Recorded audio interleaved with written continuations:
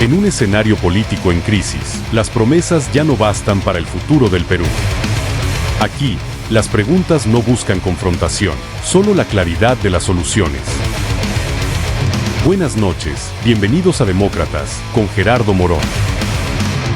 Hola amigos de Demócratas, último programa de este hermoso y bonito espacio que hemos considerado para todos ustedes, para que conozcan a los candidatos, para que sepan sus planes de gobierno, para que conozcan a los líderes que han candidateado en estas elecciones presidenciales y de diputados y senadores.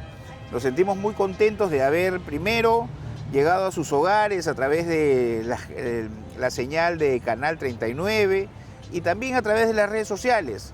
Gracias por acogernos, por saber que somos un espacio que no insulta, que no denigra, que no busca el conflicto, sino al contrario, la propuesta, que es fundamental en estos tiempos. Indudablemente que el show, el escándalo es importante en la política, sí, pero creo que la pausa, la moderación, el análisis crítico es fundamental para tomar una buena decisión en estas elecciones, sabiendo que vivimos en un país muy inestable políticamente. Ponerle pausa, poner serenidad, calma a este proceso es fundamental para que ustedes puedan escoger con la sapiencia que Dios les ha dado. Entonces, muy agradecido por esta temporada, también a los productores, a nuestro amigo Juan Aparcana, a Carol, que nos han apoyado en estos casi 30 programas que hemos tenido para todos ustedes y que están en las redes sociales a través de Dunas El Sol. Pueden entrar a la página y encontrar todas las entrevistas, las más picantes como las más interesantes, para que hagan un análisis. Todavía nos quedan 2 días, todo el sábado y el domingo hasta las 4 de la tarde que cierran las urnas para que escojan de manera eficiente. Y para ello hemos invitado justamente para que hagan ese análisis de reflexión, de pensamiento crítico, un especialista en el tema de la cosa pública, de la gestión pública, Jorge Aybar. ¿Cómo está, Jorge?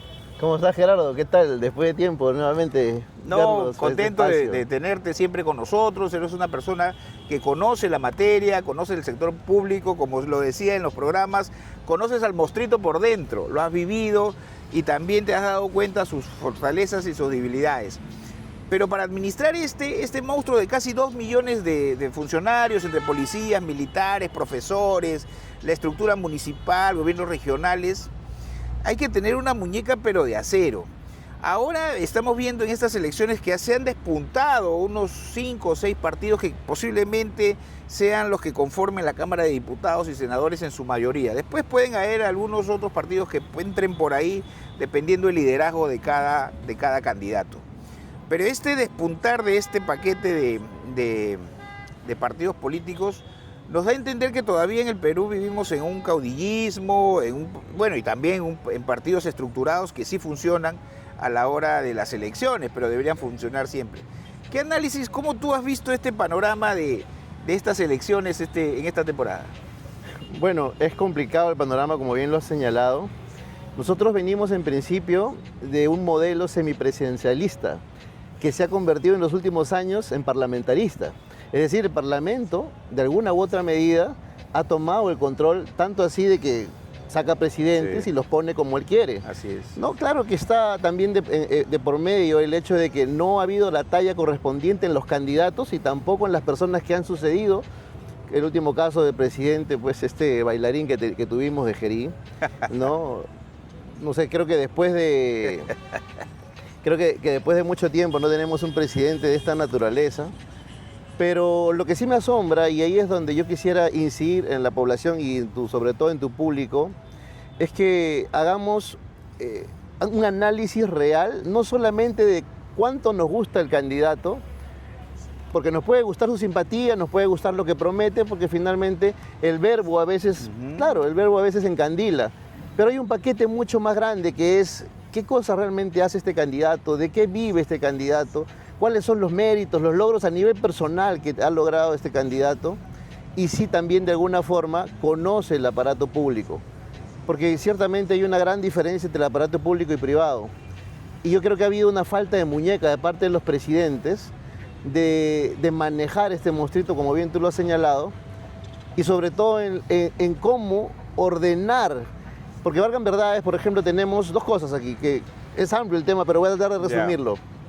Tenemos 3 poderes del Estado. Así es. Pero 2 solo son los que se pelean por el poder. Así es. Porque finalmente el Poder Judicial está como que expectante y en algunos casos ha terminado siendo un brazo de uno de ellos. ¿no? Sí, sí. Entonces, yo creo que aquí lo que hace falta, y ahí está un poco el riesgo de la pregunta que me acabas de hacer, es que claro, parece interesante tener 3 o 4 partidos que se han despuntado y que van a poner personas en el Parlamento, tanto en la Cámara de Senadores como de Diputados, pero a la vez no es tan bueno porque eso hace que el presidente tenga que negociar ciertos aspectos. Y ese negocio termina al final cediendo ante las pasiones y presiones pues, de las personas que están al mando o detrás de estos grupos políticos. Entonces, yo les hago un llamado porque estamos a tiempo. Yo creo que todo este tiempo hemos vivido una serie de situaciones donde han habido, la generación Z ha mostrado su incomodidad, otros grupos también, salen a las calles a marchar y seguramente que es loable y digno lo que piden. Pero este es el momento, este 12 de abril es el momento de que nosotros conscientemente vayamos a dar un voto que nos evite eso, porque genera una instabilidad que a la larga termina llevándonos a ser un país que no tiene un manejo y un control. Gracias a Dios, la independencia del Banco Central hace que no caigamos. Pero eso puede terminarse en cualquier momento y finalmente caer, ¿no? Es muy interesante tu análisis en el sentido de entender de que en un país donde 6 o 7 partidos políticos se posicionado, no digamos enquistado, porque sí, pues, o sea, hay que aceptarlo y hay que entenderlo, estimados amigos, de que los partidos políticos, su estructura es como una pirámide. En la parte de arriba va la doctrina, el pensamiento, en algunos casos el arraigo a una tradición, en otros casos la figura de un caudillo que ha estado ahí sin doctrina, pero ha sido pragmático, ¿no? Ha sido netamente pragmático y que ha servido para poder encauzar un bolsón electoral muy potente a través de los años, ¿no? Pero los partidos políticos, en esa pirámide que está primero la doctrina, el pensamiento, la ideología, el liderazgo y el caudillismo, se podría poner acá, debajo de ellos están los planes de gobierno, su estructura ya operativa.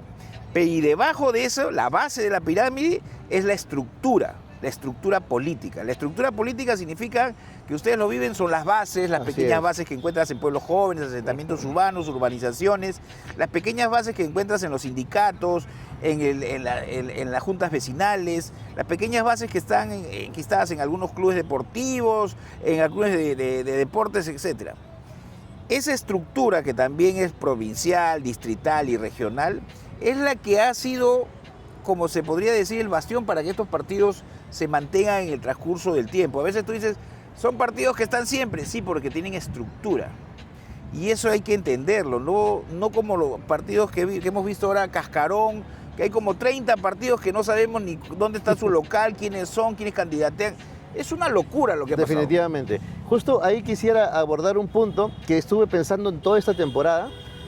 Y más allá, porque escucho a muchas personas, recojo muchas preguntas y también interrogantes, y me dice, doctor, ¿por qué si nosotros tenemos que postular un trabajo y nos piden un montón de experiencia, un montón de cursos, por qué es que a un congresista no se lo piden? Y eso está bien, pero entonces ahí yo le respondía que la Constitución lo que prevé es que todo el mundo tenga el derecho a elegir y ser elegido.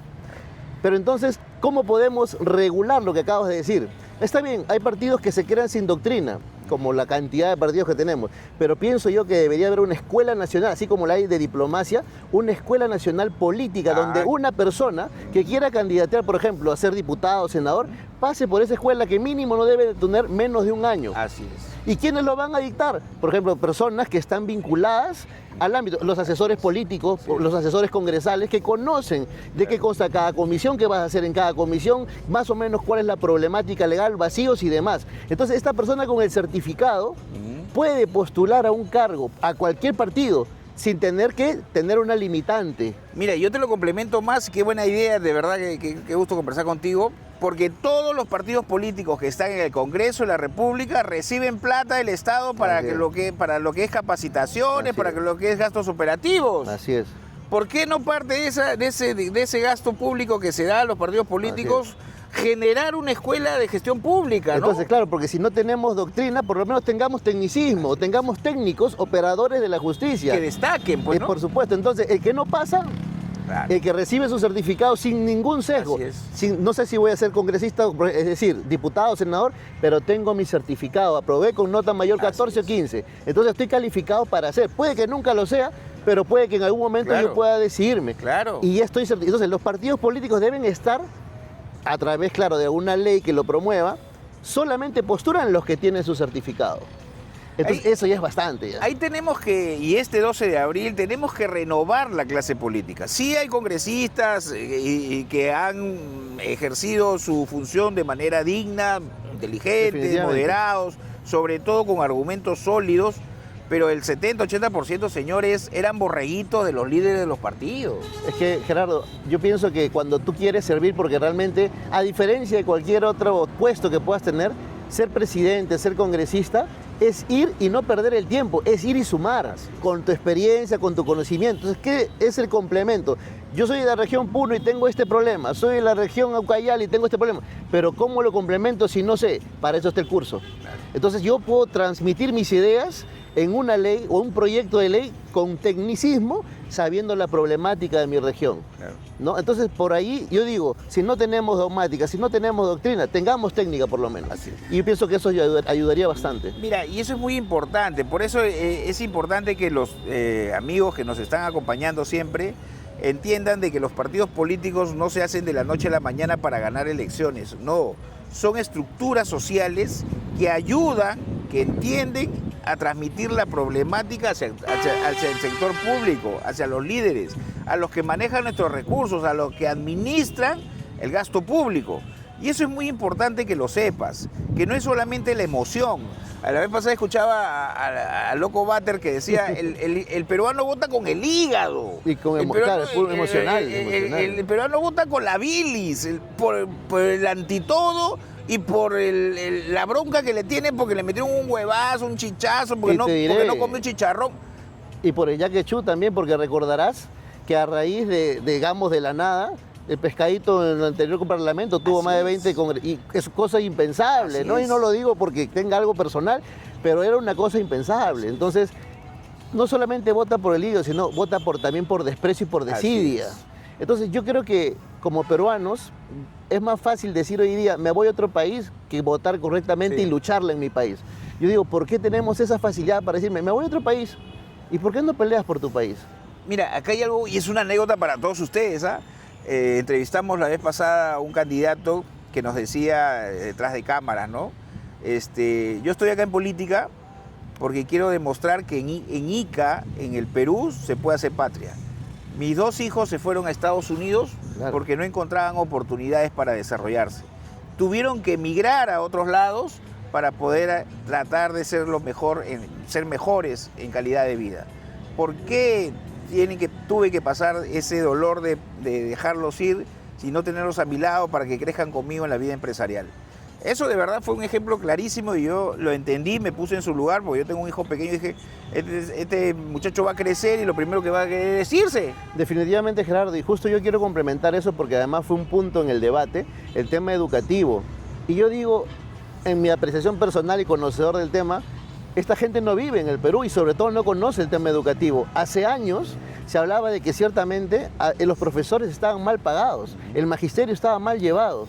Tú ves la escala remunerativa de hoy y el profesor que empieza, sea por concurso o porque agarró una plaza o porque está nombrado, empieza con 3.500 soles. Y en la octava escala, ¿sabes en cuánto llega?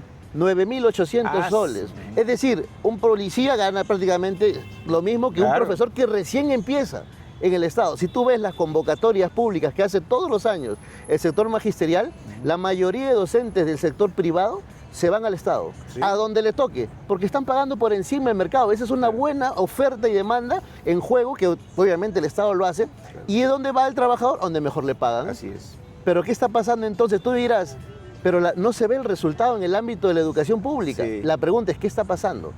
Y ahí es donde justamente los operadores de justicia, los operadores políticos, tienen que trabajar porque no hay reglas claras, porque la capacitación no es coherente, no se está enseñando y se está dedicando mucho al ámbito administrativo. Más ámbito administrativo, menos educación. más papeles. Hoy en día, si tú ves materia educativa, se llenan formatos, cumplí con esto, y el profesor, por no perder el sueldo, por no perder la plaza, tiene obligatoriamente que dedicarse al ámbito administrativo cuando su principal función es la de enseñar. Excelente, qué excelente a todos los profesores, un saludo para todos ellos, tanto del privado como el público. Y eso es una gran verdad, Jorge, que lo hayas dicho delante de las cámaras, para que mucha gente sepa, mucha gente del magisterio sepa cómo es la realidad, la ciudadanía sepa cómo se está manejando el sector público en este país, que es la base fundamental. La educación es la base fundamental de las naciones para salir adelante, para crecer. Por eso es que a veces dicen, no, oye, la gente, esa política porque no la entiende, porque no la comprende, porque no sabe la esencia de la política, de la verdadera política, la buena política, el nivel político elevado. ¿Por qué? Porque solamente ve en la televisión el alcalde robó, el presidente es un delincuente, los congresistas no sirven para nada. Pura basura mental que realmente, que pasa, pero que no demuestra realmente que la clase política sea mejor o haya cambiado, ¿no? Hay un gran reto. Mira, y te soy sincero, todo empieza de las nuevas generaciones, ¿no? Hay profesionales de alta performance en el Estado que no son valorados y que son ámbito técnico, pero profesionales que tienen demasiados estudios dentro y fuera del país. Claro, no postulan al ámbito político porque saben cuál es el proceso también para llegar. Entonces, ¿quiénes postulan? Personas literalmente sin escrúpulos. Por eso es que para mí, por lo menos, era importante plantear esta escuela de gestión pública con el aval del Estado y que solamente puedan pasar los más calificados, ¿no? Entonces, teniendo en claro ese proceso, tú puedes entender qué es lo que está pasando en el sector magisterial. Y de ahí en adelante, por ejemplo, he escuchado muchos candidatos en el debate, vamos a crear el centro de infraestructura, pero ya existe PRONIET, por ejemplo. El problema no es crear más instituciones, porque el Estado ya es elefantiásico, y como bien dijeron, el gasto público, el 75% se va en pago de planillas, y el resto va para obras, fuera de la coima que se va, ¿no? Entonces, el problema es la toma de decisión coherentemente por alguien que conoce. Entonces, si tú no sabes cómo hacer la gestión, y ahí es donde vuelvo nuevamente al sector público, la mayoría de directores en las escuelas públicas no saben cómo invertir porque no conocen el procedimiento, y como no lo conoces, te expones ¿a qué? A ir a la cárcel. Porque puedes hacer peculado, un giro de un mal cheque o una transferencia mal formulada, sin antes haber tenido el consentimiento o por lo menos, digamos, las garantías de que se cumplió con un determinado orden de servicio, te puede llevar a ti a la cárcel por haber obrado de buena fe. Porque una persona actúa conforme sus principios. Entonces, si yo soy director y digo, oye, dame esta canchita y te doy un adelanto, eso me puede llevar a la cárcel no porque quiera, sino porque no conozco el procedimiento. Y ahí también creo que deberían ser administrados o tener el cuerpo de gerentes públicos del Perú, estar destinado a cada institución pública a fin de desarrollar infraestructura educativa. Claro. El director no lo puede hacer porque no es su formación. Entonces, claro, falta mucho, no se ha abordado este tema y pasa lo mismo en el sector salud. Yo te quería contar un dato y ahora que estamos frente a cámaras, hablamos mucho del sector salud y el MINSA tiene un presupuesto de 16.000 millones de soles. ¿Y cuánto crees que tiene de salud? 17.500 millones de soles y da un abasto a 1/3 de la población nacional, mientras que MINSA a los 2/3 restantes, ¿no es cierto? El problema ¿dónde está? Que mientras que el MINSA pertenece al Ministerio de Salud, la mayoría de hospitales regionales como el que tenemos aquí, los de salud están bajo el MINTRA, Ministerio de Trabajo. Sí. Entonces, ¿cómo el Ministerio de Trabajo, que es un ente, un ministerio completamente diferente al del sector de salud, puede estar administrando a salud? Claro. Sin tener, digamos, la expertise necesaria? Y lo otro es que no se están canalizando bien, porque además hay, claro, evidentes casos de corrupción, donde se malogran los ecógrafos, se malogran la mayoría de máquinas, y terminas formulando órdenes de servicio a distintos hospitales o a distintos centros médicos para que puedan hacer ese trabajo y por ahí también ellos sacan su coima. Entonces, yo creo que esos dos puntos son elementales y bueno, después vamos a hablar sobre el tema de corrupción también. Súper importante, ¿no? Por eso, para que ustedes tengan una idea clara de cómo va esta situación. Los partidos políticos tienen una estructura que se maneja con doctrina, con planes y con una estructura política organizativa. Pero esa estructura política organizativa debe de nutrirse con cuadros nuevos, con cuadros potentes y preparados. Para eso la propuesta de Jorge en una escuela de gestión pública para todos, abierta, pero para que vayan, se preparen y demuestren verdaderamente capacidad de servir y conocimiento de la cosa pública. Y de ahí hablamos de la educación y las reformas muy importantes que tienen que darse para poder desarrollar una educación más competitiva, más potente, más innovadora y más comprometida con el desarrollo de la ciudad. Y de ahí el tema de salud. Minsa por un lado, de salud por el otro lado. ¿Cómo realmente reformar el sistema de salud en este país? Es un gran reto que las autoridades, las nuevas autoridades que elijamos, van a tener que replantear con pinzas, porque realmente el peruano no puede estar muriéndose en los pasadizos de los hospitales, tanto del Minsa como de salud. Necesitamos mejor infraestructura y mejor gestión en ese aspecto. Así que nos vamos a una pequeña pausa y regresamos para hablar de corrupción, para hablar de inseguridad, con Jorge Aybar, especialista en gestión pública y contrataciones del Estado, aquí en tu programa Demócratas. En un escenario político en crisis, las promesas ya no bastan para el futuro del Perú. En estas elecciones marcadas por la polarización, buscamos la verdad entre ataques y discursos, los hechos sobre la mesa y los protagonistas cara a cara. Demócratas con Gerardo Morón.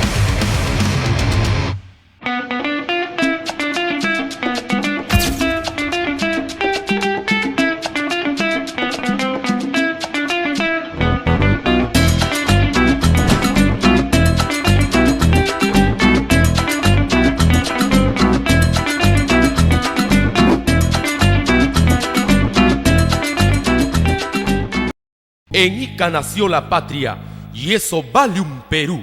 Con nuestro pisco puro quebranta, te decimos ¡salud! Dunas El Sol, Canal 39, verano 2026.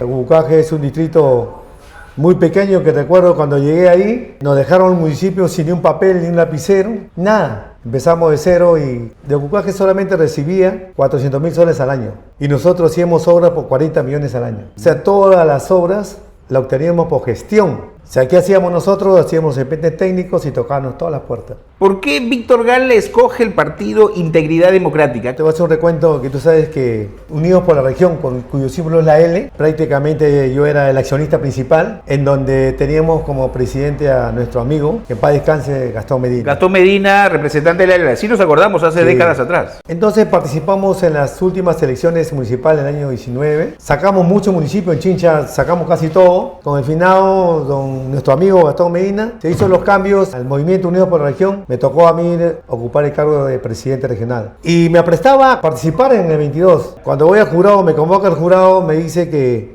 no puedo participar porque debía 1 millón de soles de multa. ¿Qué? ¿Por qué? Todos los candidatos del movimiento de Unidos por la Región no habían hecho sus declaraciones de gasto de campaña. Era bien simple porque podías poner que no gastaba nada. Así es. Y tuve que yo decidir que no participamos. ¿Quién va a pagar? Claro. En ese interín nos encontramos con Integridad Democrática y nos juntamos. Demócratas por Canal 39, Dunas El Sol.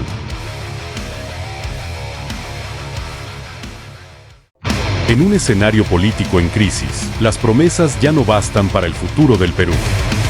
En estas elecciones marcadas por la polarización, buscamos la verdad entre ataques y discursos, los hechos sobre la mesa y los protagonistas cara a cara. Demócratas con Gerardo Morón. Muy bien, volvemos a nuestro programa. Estamos con Jorge Aybar. Él es especialista en gestión pública y contrataciones del Estado, con mucha experiencia sobre el tema. Estábamos hablando antes de la pausa de justamente la estructura de los partidos políticos, la educación, la salud, que son ejes fundamentales del desarrollo de una nación. Pero una nación no se va a desarrollar, estimado Jorge, y toda la gente lo sabe. Ya he escuchado a 39 candidatos a la presidencia de la República, que es primera vez en la historia que se da, creo que a nivel mundial, eso no se da en ninguna parte del mundo. Que todos tienen ideas, todos tienen planes, todos tienen la varita mágica, todos son los iluminados para enfrentar el gran flagelo de nuestra estructura pública. Después acabaremos con el tema de la inseguridad, de la seguridad, que es la corrupción, Jorge. Definitivamente. Aquí el aparato público tiene los recursos económicos. No me venga ningún candidato, ninguna autoridad que quiere decir que no tiene plata. Aquí el tema es la corrupción. ¿Cómo lo ves tú ese? Mira, según el análisis también que hice respecto a lo que he escuchado a los candidatos, a las últimas declaraciones, veo que con asombro te diré que incluso Williams, y varios otros militares, entre ellos Quiabra también. Quiabra y Wolfgang, ¿no? Y Wolfgang Grosso, tienen una idea, pero no terminan de cerrar el círculo. Y ahí es donde yo me inclino principalmente a otra propuesta que es cierto y más efectivo.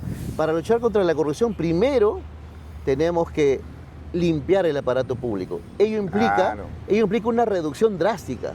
Y eso lo rescato yo desde el primer gobierno de Fujimori, cuando literalmente dejó el aparato público casi en cero. Al día de hoy es elefantiásico. Eso representa un 75-80% del gasto público. Entonces, ¿qué nos queda para invertir? Nada. El fenómeno social que acabas de tocar sobre la inseguridad ciudadana y la corrupción se da en muchos países de auge. El tema es que como fenómeno social nosotros no estamos acostumbrados los peruanos a recibir a mucha gente. Si tú te vas, por ejemplo, a España, a Europa, a Francia tal vez, te das cuenta que hay gente de muchas nacionalidades. Hay angoleses, hay argelinos y de muchas otras nacionalidades. ¿Cómo conviven ellos y cómo pueden convivir sin llegar a un caos? Terminan en algunos casos llegando, no a tocar fondo, pero terminan sí afectados. En este caso, el Perú se ve como una plaza interesante debido a la estabilidad de su moneda y al hecho de que es un fenómeno también de que la mayoría de analistas a nivel mundial no entienden cómo el Perú, estando en crisis política, puede estar tan bien económicamente. Y se lo debemos en gran parte a esta medida de la independencia del Banco Central de Reserva. Entonces no perdamos esta oportunidad tan importante que tenemos para reducir el aparato público, porque el Estado se ha convertido en una bolsa de empleo que no es su función. El Estado debe ser un director, un garante de la estabilidad para que tú, yo y cualquier persona pueda desarrollarse con las garantías necesarias, tanto en nuestra profesión o en nuestro emprendimiento, y poder aportarle al Estado. Y justo revisaba y me doy cada vez cuenta que menos peruanos son los que aportan al fisco. ¿Y por qué? Por la desconfianza. ¿A dónde va mi dinero? ¿Qué hago aportando si yo no lo veo de retorno? Entonces, esa confianza se debe recobrar con un candidato no perfecto, porque no hay persona perfecta, pero tal vez un candidato que tenga la intención de hacer las cosas bien. Claro. Y te doy mi punto de vista. Creo que al día de hoy no he visto yo un candidato que yo diga, esta persona está 100% preparada para el cargo. Pero hay uno que otro al cual yo sí le he visto capacidades y cualidades de gerenciar, de dominar la situación, y ciertamente tú mejor que nadie sabes que hay que tomar el toro por las astas. Y cuando tú tomas el toro por las astas, lamentablemente no a todos tampoco les va a gustar, porque las decisiones terminan afectando, para bien o para mal. Sí. Entonces, yo creo que ese es el momento de analizar, por favor, por un candidato que reúna las condiciones, no porque me guste cómo lo dijo, no porque me guste cómo habla, porque no necesariamente los mejores oradores son los mejores ejecutores. No, y acá hay un punto muy importante, Jorge, que la comunidad también tiene que saber. La corrupción no es un tema de uno, no es del funcionario, sea en el nivel que esté, la corrupción es de dos. Así es. Del que recibe y el que propone, de dos. Y entonces, a ese sector empresarial, delincuencial, corrupto, mafioso, también hay que enfrentarlo. Definitivamente. Gracias a Dios, no todos los empresarios son delincuentes, no todos los empresarios son gente que lo único que hace es aprovecharse del Estado para robar, para dejar las obras inconclusas, para dejar las obras tiradas ahí y llevarse la plata y después se hace un proceso judicial que dura 1000 años. Ese tipo de empresarios no queremos en el Perú. Queremos empresarios que realmente cumplan con su función de sacar adelante una sociedad y unas autoridades que también logren ese aspecto. Y eso es fundamental, ¿no? Que la gente entienda. La corrupción no es de uno, es de dos. Así cuando tú vas y tú dices, oye, ya pues policía, no me meta multa, tome un sencillo, ya esas cosas hay que erradicarlas desde acá, desde nuestra sociedad, desde el día a día, para que cuando lleguen esas autoridades podamos entender y comprender de que esas autoridades salen de nosotros y se deben a nosotros. Pero ellos salen con nuestros hábitos, ellos salen con nuestras costumbres, con nuestra forma de pensar. Ellos salen diciendo, bueno, si en mi barrio pues, yo le coimeaba al policía, al de la municipalidad, al de Serenago, yo le daba su sencillito al policía, esa mentalidad la llevas como autoridad.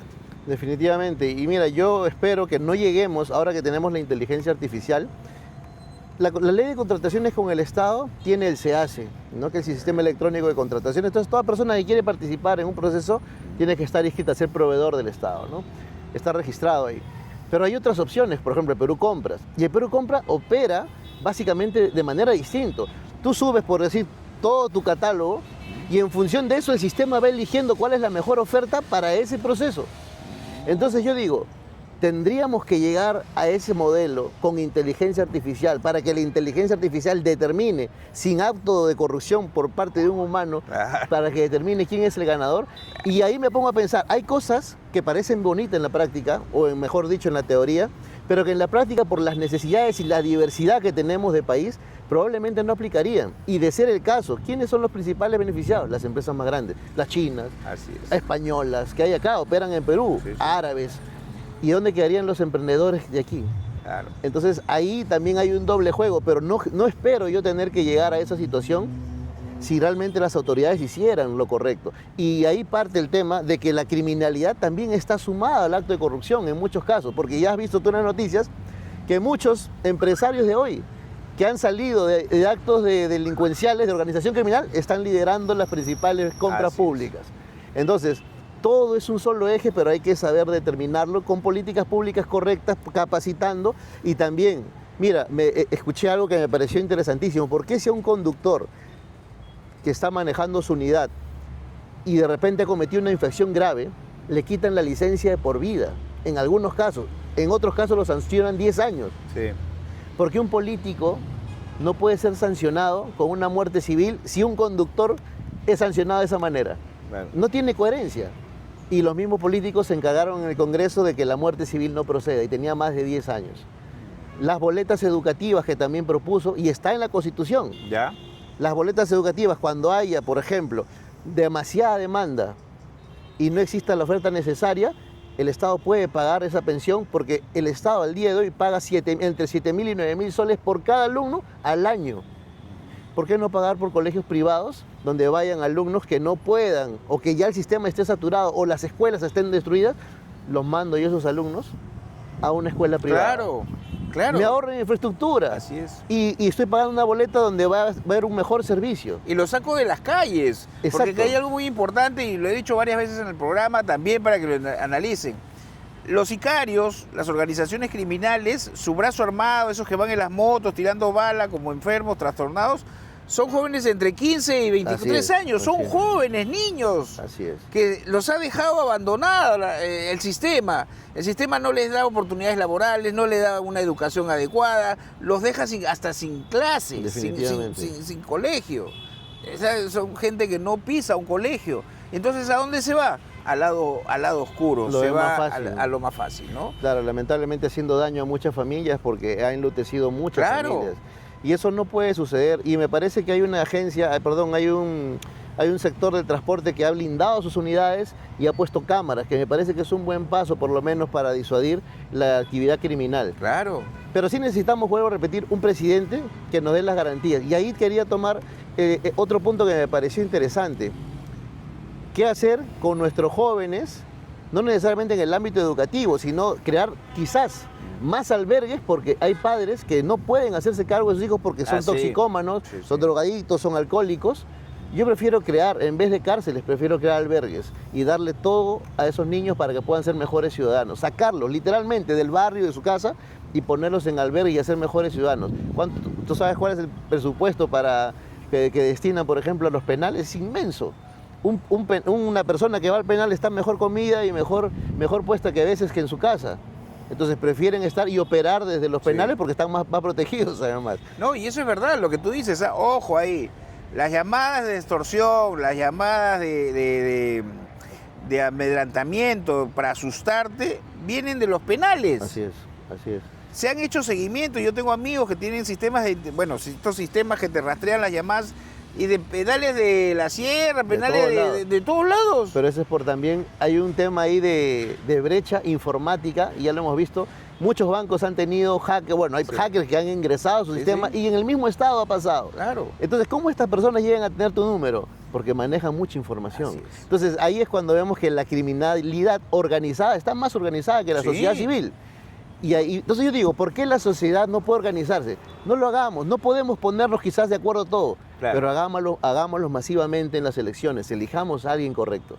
Es lo que yo pido, por lo menos en tu espacio. Yo creo que va a haber un tiempo de reflexión. Ha habido este tema ya de llegar a una crisis de 39 partidos políticos, ha hecho reflexionar un poco a la gente y también meterla, porque al abrir una oferta política, quieras o no, los candidatos han tratado de llegar hasta los confines de los confines de los confines para captar la atención popular, ¿no? Y eso, queramos o no, viéndolo del lado ya no tan negativo, ha enriquecido un poco el interés de la población por la política, porque tenemos un 60% de gente apolítica, no quiere saber nada de la política.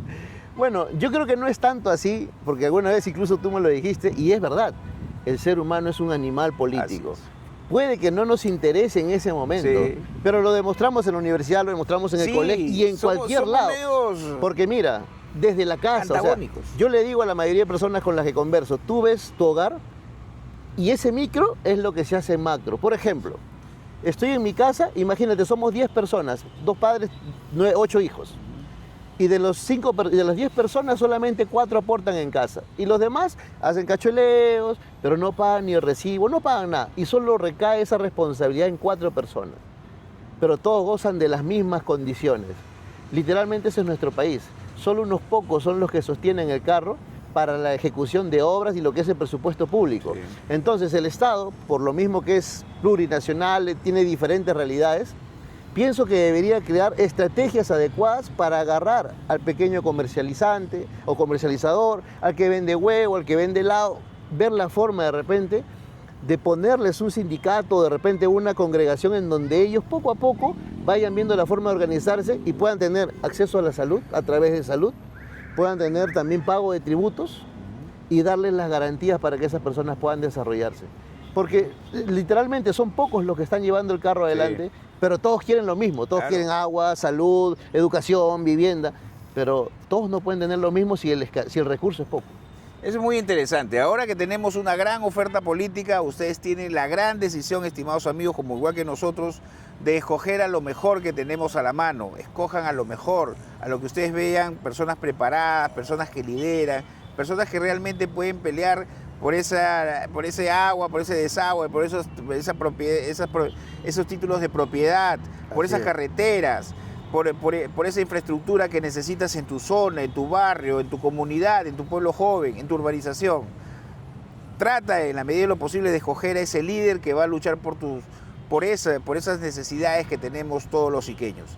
Jorge Aybar, primero, antes del mensaje final, que indudablemente que siempre es influenciador en nuestra sociedad, porque Ica es una ciudad, claro, que ha crecido muchísimo, pero en el fondo la gente que pone el pecho, que pone la cara, somos pocos para poder cambiar esta sociedad. Ojalá que seamos más, que sean más personas que se sumen a este verdadero cambio con responsabilidad, con reflexión y con análisis. ¿Dónde te pueden encontrar, Jorge, para que les expliques, o para que también a los asesores en temas de contrataciones del Estado y en temas legales y jurídicos?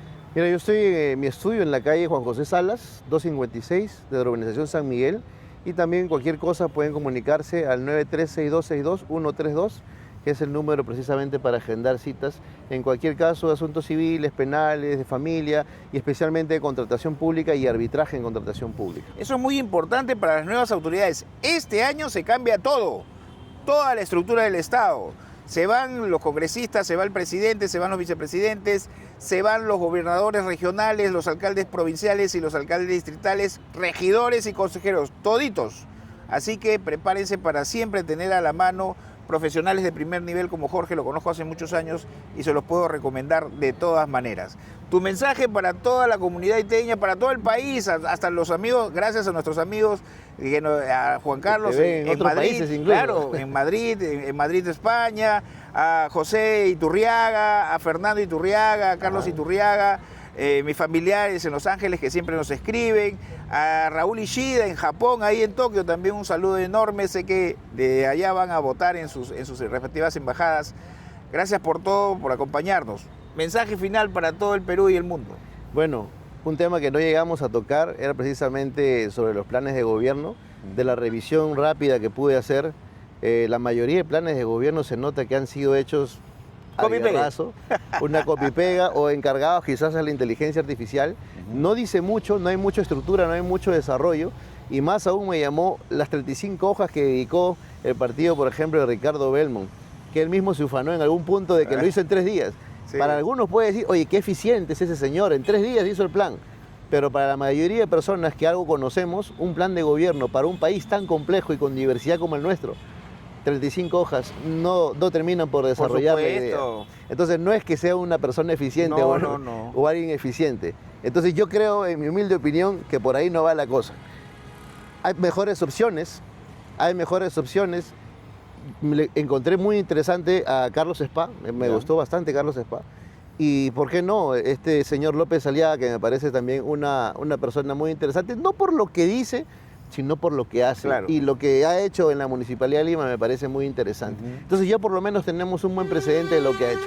Y en el caso de los demás, si bien es cierto, no son nuevos, han estado de alguna manera en política detrás del candidato o detrás del funcionario, caso Susana Villarán.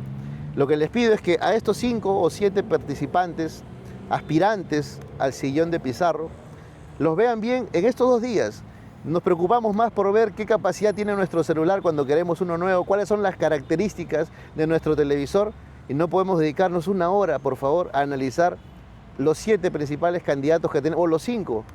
Dentro de ellos, alguno bueno tiene que salir. Entonces, nuevamente la reflexión, si hay cosas más importantes, entonces definitivamente nuestra opción es irnos del país.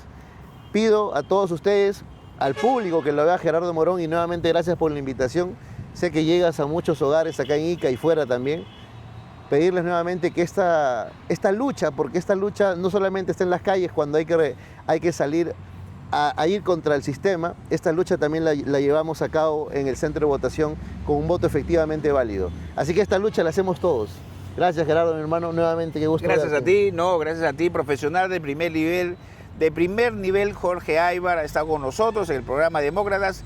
En este último programa, acabando la temporada regular de las elecciones 2026 a la presidencia y a las cámaras de diputados y senadores. Volveremos para la segunda vuelta y volveremos para gobiernos regionales y provinciales.